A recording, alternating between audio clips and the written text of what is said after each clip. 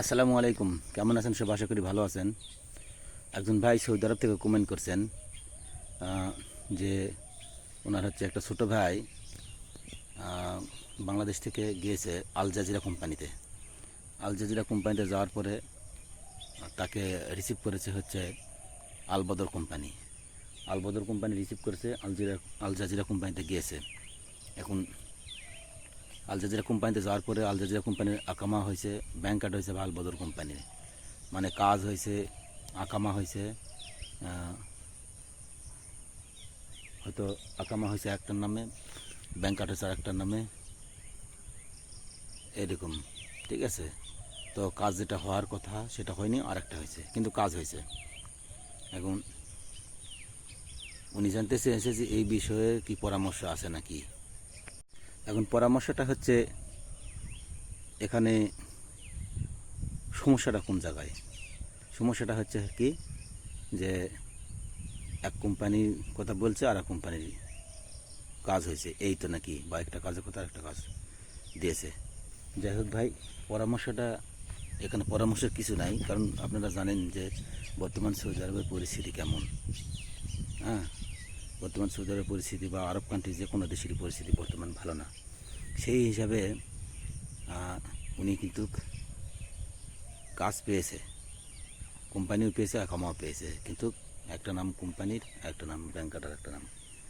এর বিষয়টা যেটা যতদূর আমার জানার মতে, যে আল বদর কোম্পানি আর আল জাজিরা কোম্পানির মধ্যে কোনো না কোনো লিঙ্ক আছে। হয়তো আল জাজিরা কোম্পানির কাজ হচ্ছে আল বদর কোম্পানি সাবকনটাকে নিয়ে করে, এরকম বিষয় হতে পারে।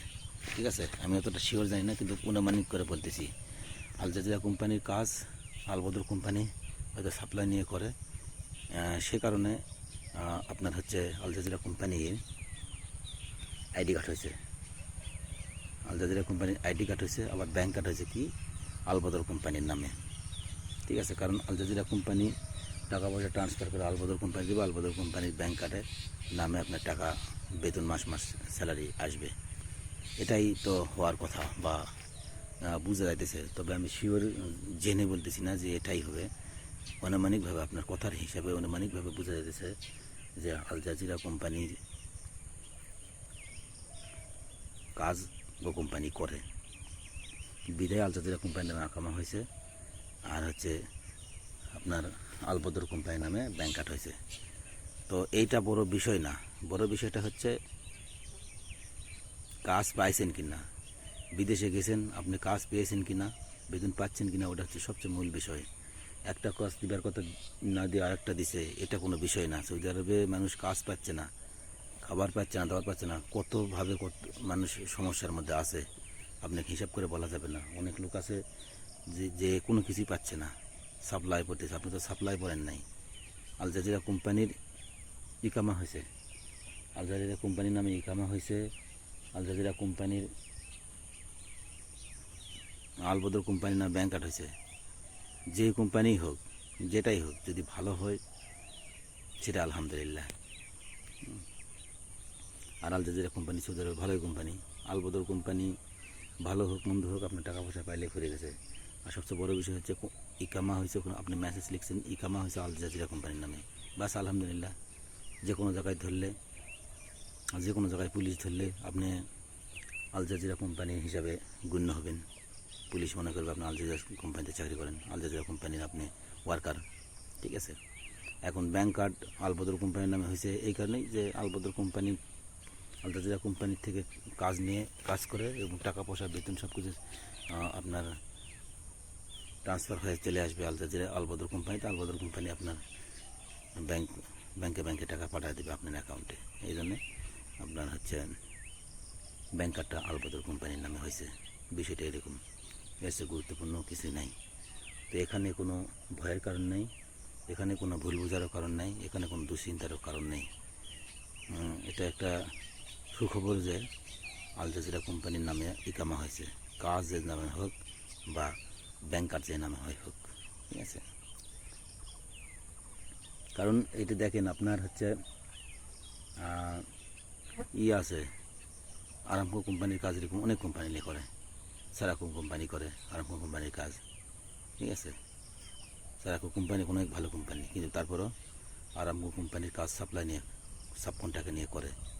হ্যাঁ, আচ্ছা, আরামকোর পোশাক, আরামকোর সব নিয়মকানুনের মধ্যে উপরেই চলে সারাকো কোম্পানি, কারণ আরামকো কোম্পানির কাজ সাবকন্ট্রাক্ট নিয়ে করে। এইরকম আলবদর কোম্পানিও হতে পারে এরকম। তো কাজেই এইসব বিষয়ে টেনশনের কিছু নেই। যেই কোম্পানির একেমা হোক আর যেই কোম্পানির ব্যাংকার হোক, আসলে বর্তমান সিচুয়েশানে ভালো একটা কাজ আর ভালো একটা কোম্পানি পেলেই এনাফ। ঠিক আছে, তো আল জাজিরা কোম্পানির কামা হয়েছে, খুব একটা খারাপ হয় না, অনেক ভালো হয়েছে আলহামদুলিল্লাহ বলেন। ব্যাংকার যে কোম্পানি হয়ে হোক মাস মাস বেতন পাবেন, এটা শিওর, খারাপ কিছুই হবে না। হয়তো বা অনেক সময় দেরি হতে পারে 2-1 মাস। হ্যাঁ, একবারে যে 100-100 যে সব কিছুই ভালো হবে এমন কিছু না, কারণ পরিস্থিতি বর্তমানে কোনো কোম্পানিরই ভালো না, কোনো কোম্পানির পরিস্থিতি ভালো না। হাতে কোনো কয়েকটা কোম্পানি আছে সৌদি আরবের, সেগুলো নিয়ে তো ভালো ভালো মানুষের বেতন বোনাস সব কিছু দেয়। এছাড়া আল জাজিরা সব কোম্পানি দেয়, কোম্পানি হলেই দেয়, কিন্তু কোনো কোম্পানি হয়তো মিস যায়, আর কোনো কোম্পানি হচ্ছে কথা যা কয় সেটাই।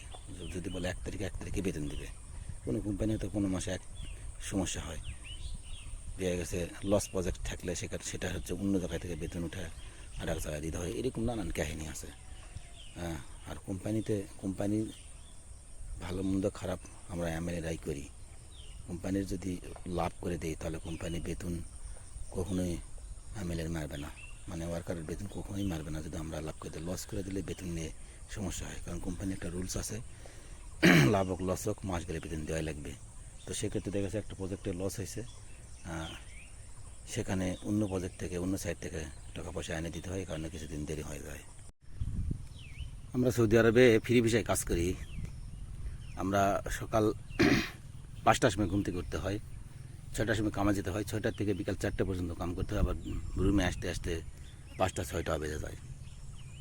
তার মানে 13-14 ঘন্টা আমাদের ডিউটির ভিতরে থাকতে হয়, এবং কাজ যতক্ষণ কাজ করা হয়, কাজের অন ডিউটি থাকে ততক্ষণ কিন্তু কাজ করতে হয়। দুপুর টাইমে খাওয়াটা শুধু খেয়ে আবার কাজ ধরতে হয়। হ্যাঁ, এইরকম যারা আমরা ফ্রি বিষয়ে বাইরে কাজ করি। কিন্তু কোম্পানির ক্ষেত্রে এমন অবস্থা যে আমরা যে 2 ঘন্টায় কাজ করি, কোম্পানির এমএলএরা সারাদিনে সেই কাজ করে না। যেখানে আমাদের 2 জন কাজ করবে সেখানে কোম্পানি সেখানে 8-10 জন লোক নামে দেয়, কারণ কাজ করে না, বিদায় বেশি বেশি দিতে হয়। তো সেখান থেকে কোম্পানির রেট বেশি আছে, আমাদের মতো লোক রেট কম পায়, কোম্পানি বেশি পায়। বেশি পাইলেও দেখা গেছে এই কোম্পানির এমন পরিস্থিতি যে কোম্পানি হলো একটি কাজই যদি মনে করেন কনস্ট্রাকশনের কাজ 70 টাকা মিটার নাই, সেই কাম যায় আমরা 20 টাকা মিটার পাই। তারপরও ফ্রি ভিসার বাইরের লোকেরা সেই কাজ থেকেও 2 টাকা লাভ করে দিয়ে আসে, কিন্তু অনেক জায়গায় কোম্পানির লোকজনেরা এমএলএর দোষে ওই 70 টাকা মিটারের কাজও তো লস করে দিয়ে আসে। তো এই জন্য যেই কোম্পানিতে করেন যাই করেন, ন্যায় নিষ্ঠার সাথে কাজ করবেন, সততা নিয়ে কাজ করবেন, কাজে ফাঁকি করে দিবেন না, তাহলে অবশ্যই ভবিষ্যতে কোনো কিছু করতে পারবেন। আর একটা জিনিস, কারো হচ্ছে কথায় কান দেওয়া যাবে না, কারণ আপনি যখন নতুন যাবেন তখন নানান মানুষ নানান কথা বলবে, খুব খারাপ হয়েছে, খুব ভালো হয়নি, আমরা এসে ভুল করেছি, আপনিও আসলেন, আসা ঠিক হয়নি, এই নানান মানুষ নানান কথা বলবে, এইসব কথায় কান দেওয়া যাবে না, এরকম টেনশন করা যাবে না। হ্যাঁ, আর একটা জিনিস হচ্ছে, কোম্পানির কাজ করতে গেলে অবশ্যই টাইম মেনটেন করতে হবে, রুলস অনুযায়ী চলতে হবে। যদি আপনি কন্টিনিউ যদি কাজে লেট করেন তাহলে অবশ্যই আপনাকে খারাপ ওয়ার্কার হিসাবে গণ্য করবে। আর যদি আপনি নির্দিষ্ট সময়ের 10 মিনিট আগে কাজের উপস্থিত হন, এভাবে রেগুলারিটি মেনটেন করেন, অবশ্যই আপনার কোম্পানির যারা তদারকি করে তারা দেখে আপনার নামে ভালো রিপোর্ট করবে এবং ভবিষ্যতে আপনি ভালো কিছু করতে পারবেন। সেকেন্ড বিষয় হচ্ছে আপনার কাজের ক্ষেত্রে কোম্পানির লোকজন অনেকেই অনেক কথা বলবে, এত কাজ করে কীভাবে বসে থাকো, আরাম করো। হ্যাঁ, আরাম করবে ঠিক আছে, কিন্তু তারপরও কাজের দেখা গেছে আপনি সারাদিন কাজ করতেছেন, কিন্তু বস যে টাইমে আছে আপনার বসের সামনে আপনি 1 মিনিট বসছেন, ঠিক ওই টাইমে বস আসছে, আপনার নামে কিন্তু রিপোর্ট ভালো যাবে না। তো কাজে সেই সব বিষয়ে সতর্ক থাকতে হবে। আরাম যেইটি করে না যাই করেন, লিমিটেশনের মধ্যে থাকতে হবে এবং কাজ কাম করতে হবে ন্যায় নিষ্ঠার সাথে। কারণ কোম্পানি আপনাকে বেতন দিবে, ধরেন 1,000 টাকা বেতন দিচ্ছে, এবং 10 ঘন্টা আপনার কাছে বা 8 ঘন্টা কিনে নিচ্ছে, তো অবশ্যই 8 ঘন্টা আপনার চুক্তি, ওই বেতনের ভিতর আপনার কাছে 8 ঘন্টা কিনে নিচ্ছে, বেতন আপনার 1000, মাসে 30 দিন ডিউটি করার পরে। তো সেটা যেটুকু কোম্পানির সাথে কন্ট্রাক্ট সেটা নিষ্ঠার সাথে করবেন, অবশ্যই আপনার ভবিষ্যতে ভালো কিছু হবে। যদি কোম্পানিতে ফাঁকিবাজি, কাজে ফাঁকিবাজি দিতে চান বা দেন, তাহলে কাজও আপনাকে ফাঁকি দিবে। কারণ যারা কোম্পানিতে ছোটো থেকে বড় হয়েছে, তারা তাদের পিছে ইতিহাসটা ঘেঁটে দেখবেন, তাদের ব্যাকগ্রাউন্ড ভালো ছিল বিদায় হয়তো কোম্পানি তাদেরকে টেনে নিয়েছে। আপনাকে যদি কাজে কামে পছন্দ হয়, তাহলে অবশ্যই একদিন না একদিন হয়তো কোম্পানি আপনার দিকে দৃষ্টি দিবে এবং বেতন বাড়ায় দিবে, কোম্পানি আপনার উপর খুশি থাকবে। এক কথা, কোম্পানিকে খুশি রাখতে পারলে ভবিষ্যতে কিছু করা যাবে। আর আপনি হয়তো গেছেন কাজে ফাঁকিবাজি দিতেছেন, হ্যাঁ, কোম্পানির নামে এই কথা করেছেন ওই কথা করেছেন, হুট করে একটা কোম্পানির সমস্যা আপনি আন্দোলন করতেছেন, সেক্ষেত্রে কোম্পানি আপনার নামে খারাপ হয়তো দেওয়া গেছে, আপনার কোম্পানিতে থাকলেও আপনি ভালো কিছু করতে পারবেন না, আগে নেবেন, আপনি খারাপ হিসাবে ধরে রাখবেন। আর যারা ন্যায় নিষ্ঠার সাথে করে, যেমন হয়তো 1 মাসে বেতন দিতে দেরি হয়েছে, আপনারা হয়তো কিছু রাগিত মাতার লোক আছে, তাদের সঙ্গে যোগ দিয়ে হয়তো কোম্পানির নামে আন্দোলন করলেন, মিছিল করলেন, মারামারি ভাঙচুর করলেন, এরকম হয়ে থাকে।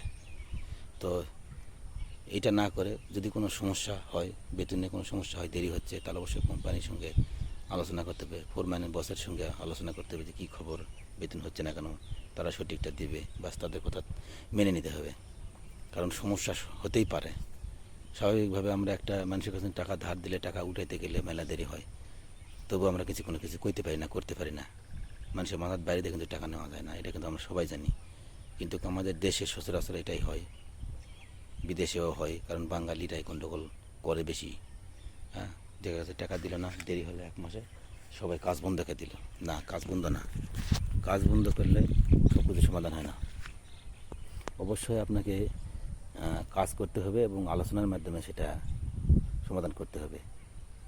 ঠিক আছে, কোম্পানি যদি বলে যে এই মাসের দেরি হচ্ছে একটা সমস্যার কারণে, হয়তো আপনি দেখলেন, ঠিক আছে, 1 মাস 2 মাস 3 মাসও দেখলেন, সমস্যা হলে তখন আপনারা কোনো সুষ্ঠুভাবে কোনো ব্যবস্থা নিতে পারেন। তবে মারামারি ভাঙচুর আন্দোলন এইসব করে না। তো এইসব ন্যায় নিষ্ঠার সাথে, এগুলাই বলে একটা ওয়ার্কারের আপনার ন্যায় নিষ্ঠা। আপনি সততার সাথে যেটাই করেন না কেন, সততার সাথে ব্যবসা করেন না কেন, চাকরি করেন না কেন, সততার সাথে এবং ন্যায় নিষ্ঠার সাথে যদি আপনি করেন, ফাঁকিবাজি না দেন, তাহলে অবশ্যই সব জায়গাটা, ব্যবসাতেও আপনি এগিয়ে যেতে পারবেন এবং চাকরিতেও এগিয়ে যেতে পারবেন, সব ক্ষেত্রে। আর নিষ্ঠাবান না হলে উপরে ওঠা সম্ভব না। কারণ একটা কথা আছে না, সততাই উৎকৃষ্ট পথ। সততাই সর্বোৎকৃষ্ট পথ, মানে সততাই হচ্ছে সবচেয়ে বড় পথ, সবচেয়ে বড় সিঁড়ি। সততাই হচ্ছে উপরে ওঠার সবচেয়ে বড় সিঁড়ি, এটাই বোঝায়। হ্যাঁ, সৎভাবে চলবেন, হালালভাবে ইনকাম করবেন, সৎভাবে চলবেন, কাজে ফাঁকি দিবেন না। হ্যাঁ, তাহলে ওটাই আপনার, এই সততায় আপনার উপরে ওঠার সিঁড়ি তৈরি হয়ে যাবে অটোমেটিকলি। কাজেই এসব বিষয় মাথায় রাখতে হবে এবং সব কিছু মানুষের সঙ্গে ভালো আচরণ করা, এটাও একটা ভালো বিষয়। কোম্পানির সঙ্গে, সহপাঠীর সঙ্গে যারা একসঙ্গে কাজ করে ওয়ার্কার, তারা একে অপরের সঙ্গে ভালো ব্যবহার করা, সেটাও হচ্ছে একটা বিষয়। এটা করলেও মানুষের, এটাও একটা ভালো, এটা করলেও উপরে ওঠা যায়। এই বিষয়টা আমি আপনাদের বলে দেবনি। যদি কোম্পানির সহকর্মীদের সাথে, মানে অন্য ওয়ার্কারদের সঙ্গে ভালো ব্যবহার করি, তার ফলাফলটা কীভাবে ভালো হয় দেখেন। মনে করেন একটা সুপারভাইজার নিবে, 10 জন লোককে সিলেক্ট করছে, ওই 10 জনের ভিতরে হচ্ছে একজনকে কোম্পানি হচ্ছে সিদ্ধান্ত নেবে, একজনকে সুপারভাইজার বানাবে। এখন যদি 10 জনের এখানে যদি ভোট দেওয়া হয়, এই 10 জনের ভোটে যে ভোট বেশি পাবে সে সুপারভাইজার হবে। তাহলে অবশ্যই সেখানে যদি আপনি থাকেন ক্যান্ডিডেট, সেখানে ওয়ার্কার যদি আপনার নামে সুপারিশ করে, ভোট দেয়, তাহলে কিন্তু আপনি হতে পারবেন। তো সেই জন্য সহপাঠীদের সঙ্গেও ভালো ব্যবহার করতে হবে। এখন যদি আপনি দেখা গেছে একচাটিয়াভাবে খালি কোম্পানির ম্যানেজমেন্টের সঙ্গে ভালো ব্যবহার করছেন, কিন্তু ওয়ার্কারের সঙ্গে ভালো ব্যবহার করেন না, লোক দেখানো হয়তো ভালো সুবিধা ফায়দা নেওয়ার জন্য, সুবিধাভোগী হওয়ার জন্য হয়তো শুধু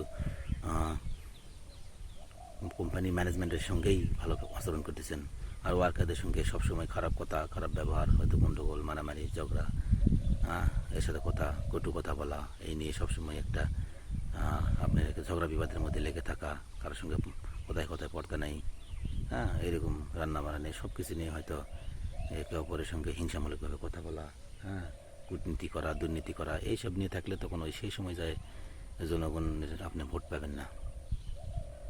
দেখবেন একটা মেম্বার চেয়ারম্যান ইলেকশন করতে গেলে